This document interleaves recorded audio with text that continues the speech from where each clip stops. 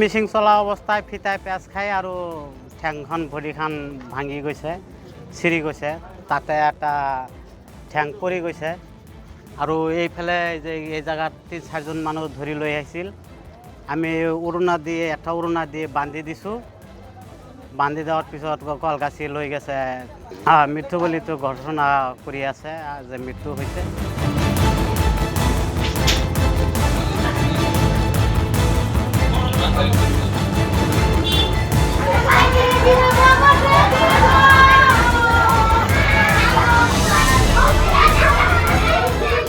মানে ৰাইস মিলটো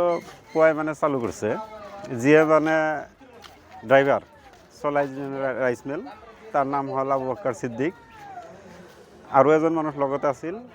তাৰমানে ৰাইস মিলটো চলাই আছে এই মাখৈবিলাক